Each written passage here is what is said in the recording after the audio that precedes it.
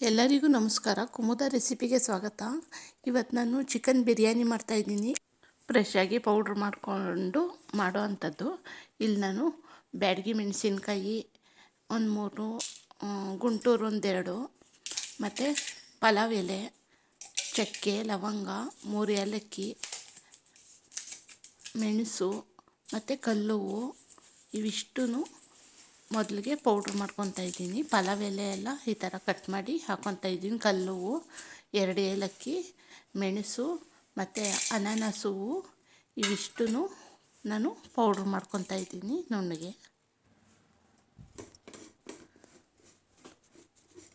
ನೋಡಿ, ನುಣ್ಣು ಪೌಡ್ರ್ ಮಾಡ್ಕೊಂಡಿದ್ದೀನಿ.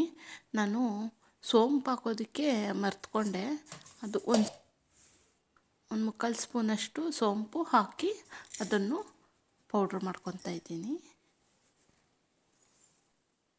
1 ಕಪ್ಪಷ್ಟು ತೆಂಗಿನಕಾಯಿ ಹಾಲು ತೆಗೆದಿಟ್ಕೊಂಡಿದ್ದೀನಿ. ಮತ್ತು ಒಂದು ದೊಡ್ಡ ಸೈಜ್ದು ಟೊಮೊಟೊ ಉದ್ದದ್ದಕ್ಕೆ ಹೆಚ್ಚಿಟ್ಕೊಂಡಿದ್ದೀನಿ. ಮತ್ತು ಪುದೀನ, ಕೊತ್ತಂಬರಿ ಸೊಪ್ಪು ಸಣ್ಣಗೆ ಕಟ್ ಮಾಡಿ ಇಟ್ಕೊಂಡಿದ್ದೀನಿ.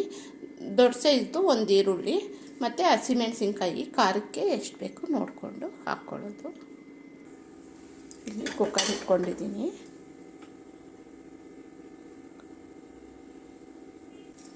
ಪಲಾವ್ ಎಲೆ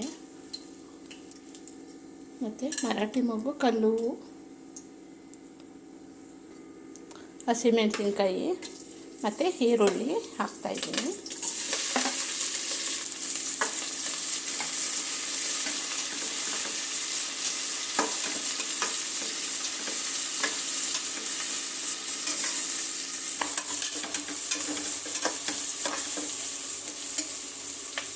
ಮತ್ತು ಶುಂಠಿ ಬೆಳ್ಳುಳ್ಳಿ ಪೇಸ್ಟು,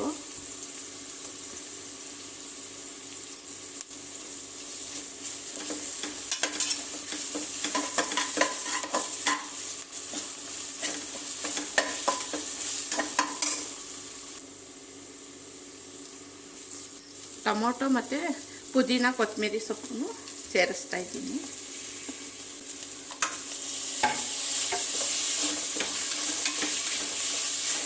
ನಾನು ಒಂದು ಅರ್ಧ kg ಚಿಕನ್ ತಗೊಂಡಿದ್ದೀನಿ. ಅದು ಹಾಕ್ತಾಯಿದ್ದೀನಿ. ಉಪ್ಪು ಹಾಕ್ತಾಯಿದ್ದೀನಿ,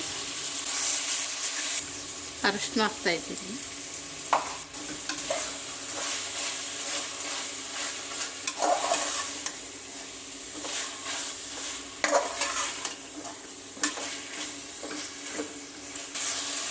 ನಾನು ಪುಡಿ ಮಾಡಿಟ್ಕೊಂಡಿದ್ನಲ್ವ ಬಿರಿಯಾನಿ ಮಸಾಲ, ಅದು ಹಾಕ್ತಾಯಿದ್ದೀನಿ. ಇಲ್ಲಿ ನಾನು 1 ಪಾವ್ ಅಕ್ಕಿಗೆ ನಾನು ಪೌಡ್ರ್ ರೆಡಿ ಮಾಡ್ಕೊಂಡಿರೋದು. ನೀವು ಜಾಸ್ತಿ ಹಾಕೋದಾದರೆ ನಾನು ಏನು ಹಾಕಿದ್ದೀನಿ ಅದು ಡಬಲ್ ಮಾಡಿಕೊಂಡು ಹಾಕೋದು. ತುಂಬಾ ಸೂಪರಾಗಿರುತ್ತೆ. ಈ ಥರ ಟ್ರೈ ಮಾಡಿ, ಪೌಡ್ರ್ ಹಾಕಿ ಸೂಪರಾಗಿ ಬರುತ್ತೆ ಬಿರಿಯಾನಿ.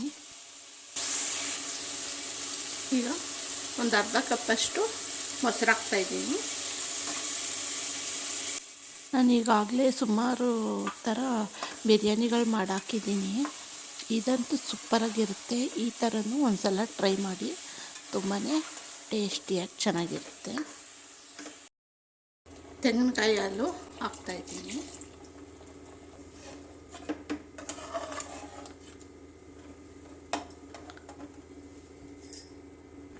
ಮತ್ತು ನೀರನ್ನು ಸೇರಿಸ್ತಾಯಿದ್ದೀನಿ. ಈಗ ಉಪ್ಪು ಖಾರ ನೋಡಿಕೊಂಡು ಚೆಕ್ ಮಾಡಿಕೊಂಡು ಈಗ ಸೇರಿಸ್ಕೋಬೋದು. ಚೆನ್ನಾಗಿ ನೀರು ಕುದಿಯುವಾಗ ನಾನು ನೆನೆಸಿಟ್ಟಿರೋ ಅಂಥ ಅಕ್ಕಿನ ಹಾಕ್ತೀನಿ.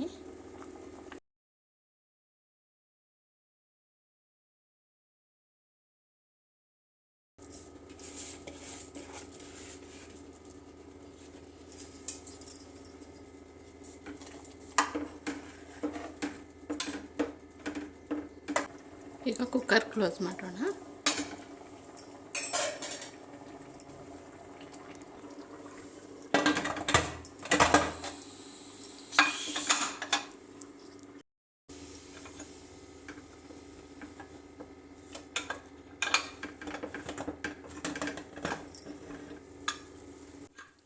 ಆಹಾ, ಘಮ್ಮ ಘಮ್ಮ ಅಂತ ಇದೆ. ಸ್ಮೆಲ್ಲು ಸಖತ್ತಾಗಿ ಬಂದಿದೆ.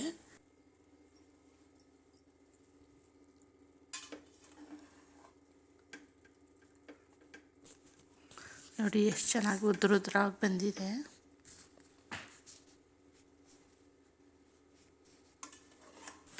ಅಷ್ಟು ಮಸಾಲ ಅನಿಸಲ್ಲ, ಮೈಲ್ಡಾಗಿರುತ್ತೆ, ತುಂಬಾ ಚೆನ್ನಾಗಿರುತ್ತೆ ರುಚಿ. ಬೇಗನೂ ಆಗುತ್ತೆ, ಈಸಿಯಾಗೂ ಇರುತ್ತೆ, ಸೂಪರಾಗಿರುತ್ತೆ. ಬಿರಿಯಾನಿ ರೆಡಿಯಾಗಿದೆ. ತುಂಬ ಅಂದರೆ ತುಂಬ ಚೆನ್ನಾಗಿರುತ್ತೆ. ಈ ರೀತಿ ಒಂದು ಸಲ ಟ್ರೈ ಮಾಡಿ.